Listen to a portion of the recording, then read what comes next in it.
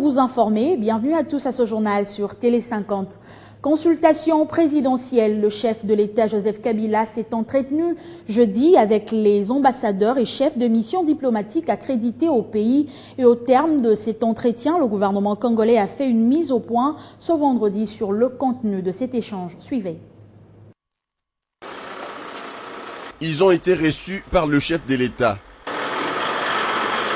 Ce sont les ambassadeurs et chefs des missions diplomatiques. Ici au Palais de la Nation, Joseph Kabila Kabange a expliqué aux différents représentants de la communauté internationale sa démarche qui va aboutir au dialogue politique tel que voulu et réclamé par une partie de l'opposition absente aux concertations nationales de 2013. À travers cette mise au point signée par le ministre des Médias et porte-parole du gouvernement, un bref rappel est fait. Il s'agit des atrocités vécues par la population quinoise en 2007 après les scrutins de 2006, ainsi que les actes graves d'agression physique qui parsemèrent les élections de 2011 à Kinshasa, Kananga et dans d'autres villes de la République démocratique du Congo. Le chef de l'État a démontré à ses interlocuteurs la volonté de garantir l'organisation des élections libres et démocratiques en 2015 et 2016. Joseph Kabila n'a pas manqué au cours de cette série de consultations informer ses interlocuteurs sur le coût global des élections provinciales, législatives et présidentielles qui est estimé à 1,2 milliard de dollars américains. L'invitation a donc été lancée. Prêter main forte au gouvernement afin de mettre à la disposition de la CENI les moyens nécessaires. La requête a obtenu la réponse. Les élections législatives et présidentielles de 2016 auront l'appui de la communauté internationale. Néanmoins, le gouvernement reconnaît l'importance des différents cycles électoraux et la matière électorale relève de la souveraineté d'un peuple, et nul ne peut donc décréter peu important l'un des cycles hormis les constituants ou les législateurs congolais. Ainsi, le gouvernement congolais reste ouvert à tous les partenaires désireux d'accompagner la République démocratique du Congo dans ces échéances, tout en soulignant que cette acceptation dépendra du respect de la souveraineté du pays.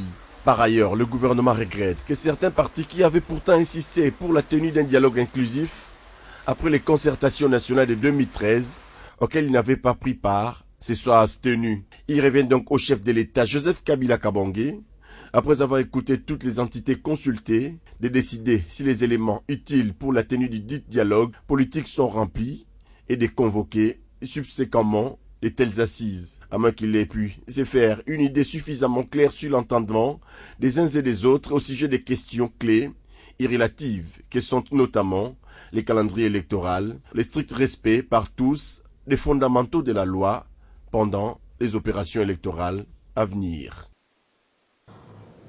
En bref et en images, dialogue politique en RDC souhaité par la classe politique congolaise. Tabalaï, l'une des organisations de la société civile, vient aussi d'exprimer son soutien à cette initiative du président de la République qui, selon elle, pourra sortir le pays de la léthargie. Par la bouche de son président Jean-Marie Kachala, cette structure de la société civile félicite Joseph Kabila et appelle toutes les forces vives de la nation à ne pas rater cette précieuse occasion. Autre titre d'actualité, la 104e session de l'Organisation internationale du travail s'est clôturée à Genève, en Suisse. La RDC a été représentée à ses assises par le vice-premier ministre, ministre de l'Emploi, Travail et Prévoyance sociale, Willy Makiashi, qui a présenté le programme du gouvernement en matière d'emploi en faveur des jeunes et des femmes, ainsi que les couvertures sociales au bénéfice notamment des populations vulnérables. Des retours au pays, Willy Makiashi revient ici sur les grandes lignes des assises de Genève. On l'écoute.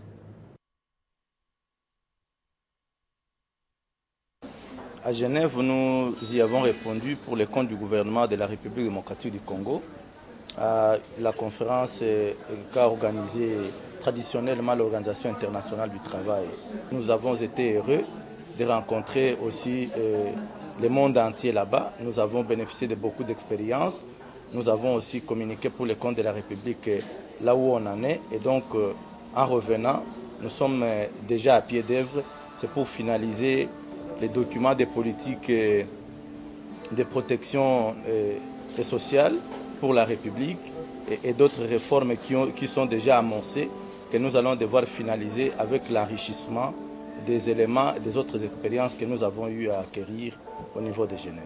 Nous avons été reçus par le directeur général de l'OIT Le message de la RDC, c'est que la RDC est déjà à pied d'œuvre par rapport à l'élaboration de la politique nationale de protection sociale, avec toutes ces branches dans tous ces aspects, parce que cela est vaste.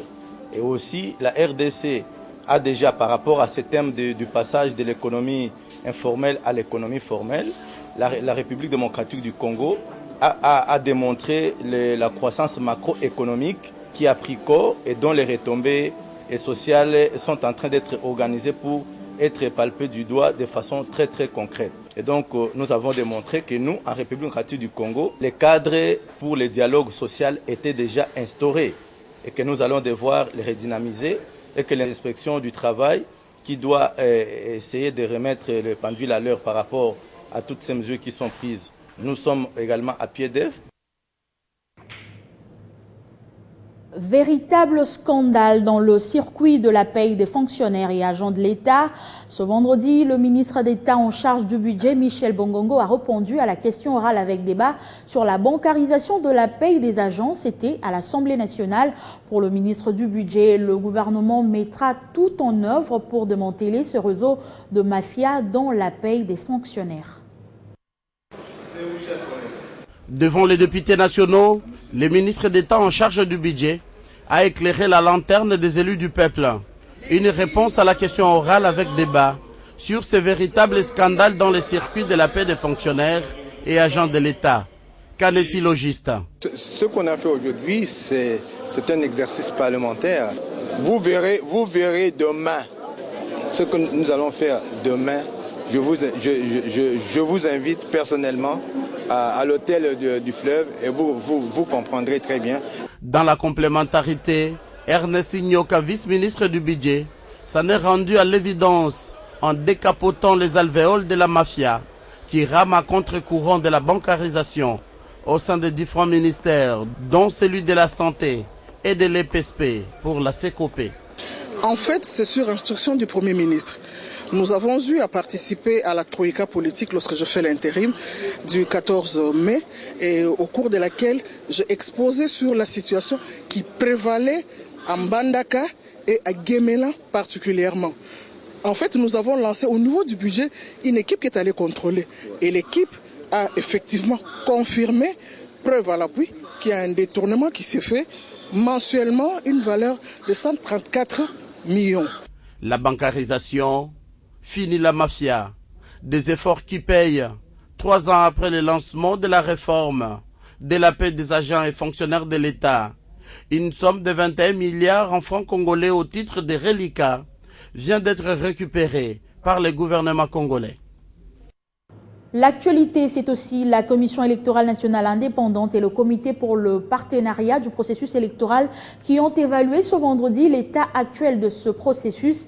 Apollinaire Malou, président de cette institution d'appui à la démocratie, entouré des membres du bureau et les représentants des partenaires nationaux et internationaux, ont également échangé des informations sur le projet d'appui au cycle électoral en RDC piloté par le PNUD. Fabien Lumbala. Faire l'état des lieux du processus électoral exige d'abord cette brève présentation par le secrétaire exécutif national de la CENI sur ce qui a été fait au cours de ce cycle électoral. Concernant le budget des élections, la CENI a présenté un tableau synthèse de l'évolution du budget prévisionnel des opérations électorales de 2014 à 2016, ainsi que le scénario du budget révisé en discussion depuis le 15 avril 2015 avec le gouvernement et les risques liés à cette réduction budgétaire. Cette question a également permis à la CENI de présenter le plan des trésoreries consolidées 2014-2015 et les décaissements effectués jusqu'ici. La CENI a également partagé aux partenaires quelques informations pertinentes sur l'opération d'inscription des candidats aux élections provinciales avec en substance une synthèse globale des statistiques sur l'inscription des candidats.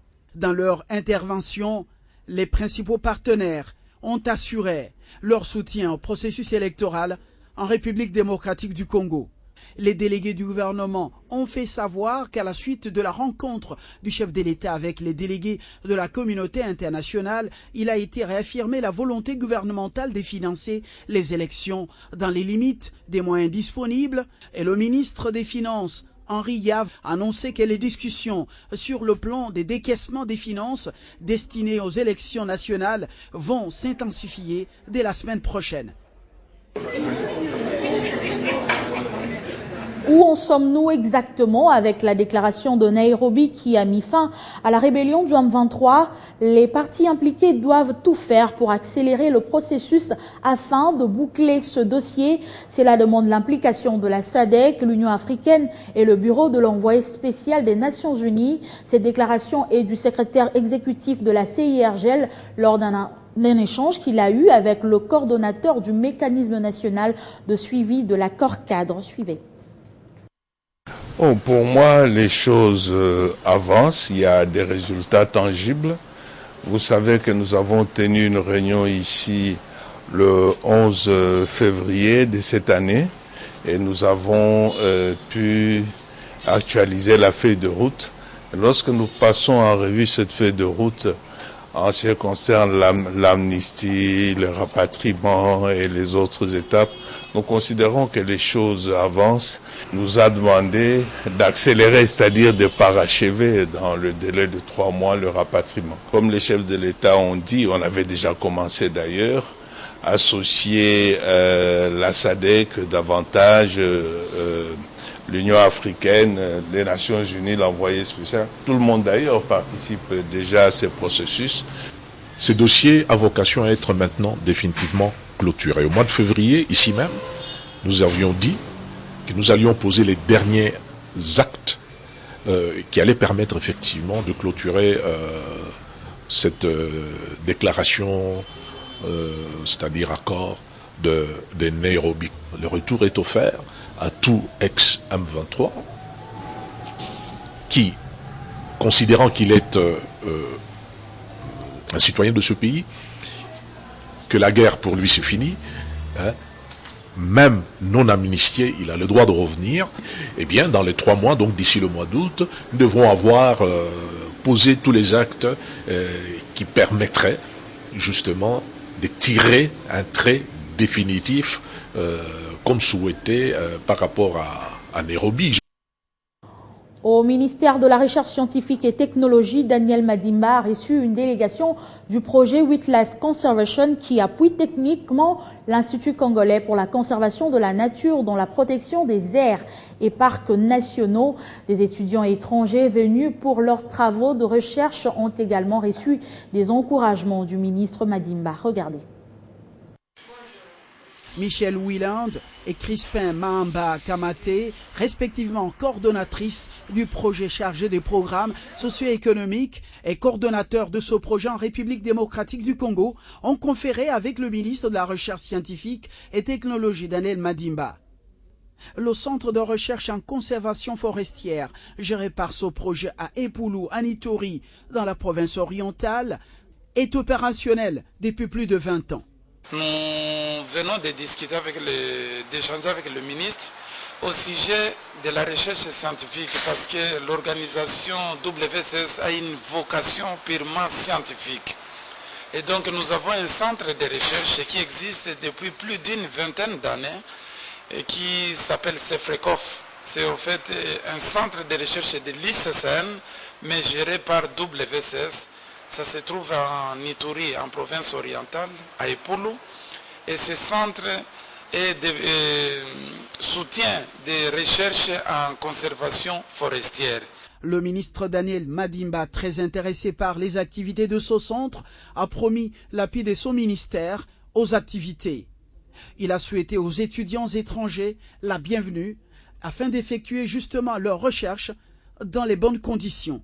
Signalons que le projet Wildlife encadre les étudiants dans le cadre de leurs travaux de fin d'études, des mémoires ainsi que des thèses doctorales. Dernière ligne droite dans la lutte contre le VIH-Sida, la RDC à travers l'ONU-Sida vise à réduire le sida en maladie chronique. La fenêtre d'opportunité s'étend de 2015 à 2020. L'objectif est non seulement de permettre à 90% des Congolais qui le souhaitent de connaître leur statut sérologique, mais aussi d'avoir accès au traitement s'ils le désirent. Cette journée d'information stratégique a réuni tous les secteurs de la lutte contre le VIH-Sida pour parler de l'objectif ambitieux